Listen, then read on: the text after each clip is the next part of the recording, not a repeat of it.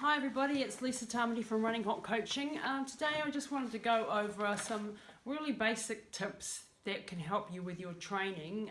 These are things that you might already know, but it's always a good reminder to have and make sure that you do it correctly. So the first one I wanted to talk about is a really good warm-up and cool-down. Now, how many of us are always rushing for time? We've got maybe an hour to do our training and we try and skip the warm-up or the cool-down. Now this is a really big mistake because warm-ups really get your body, telling your body that it's time for action.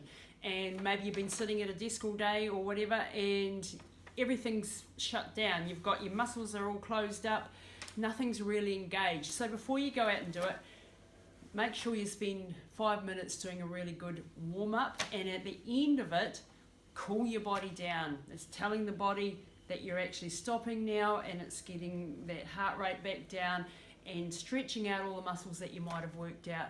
So those are really important, okay? So that's tip number one.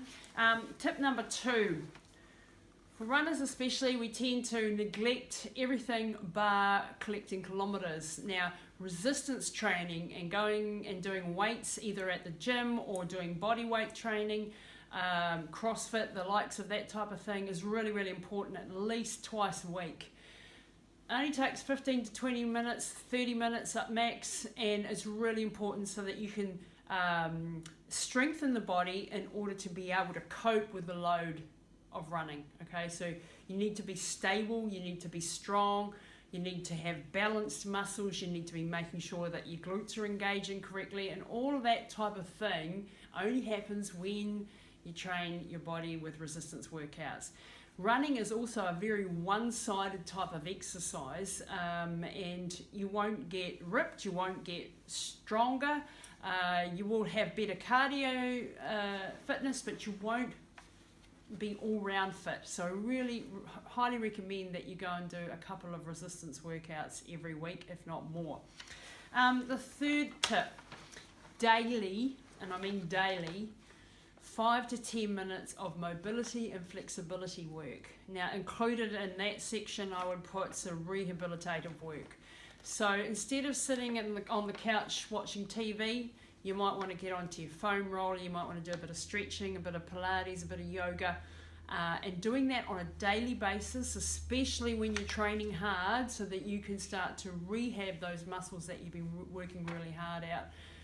Things like your ITB bands for foam rolling, getting the massage ball and getting it in there. So 5 to 10 minutes daily, okay? So number one, warm up, cool down.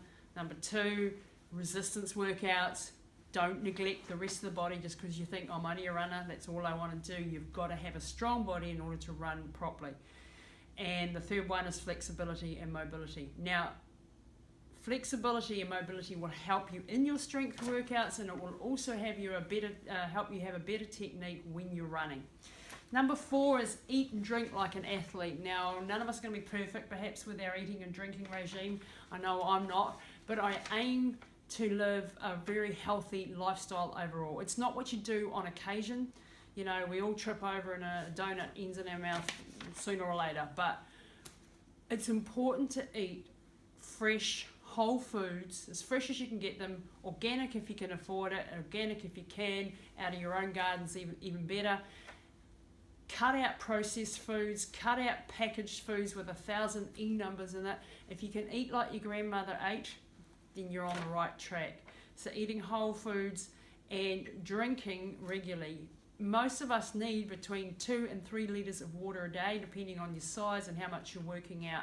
If you don't have enough water going in, there is just literally thousands of metabolic processes that rely on water in your body. And if you don't have enough going in, you won't get the benefit from your training, you won't sleep properly, you won't function properly. So making sure that you drink all of those, that 2 to 3 litres a day.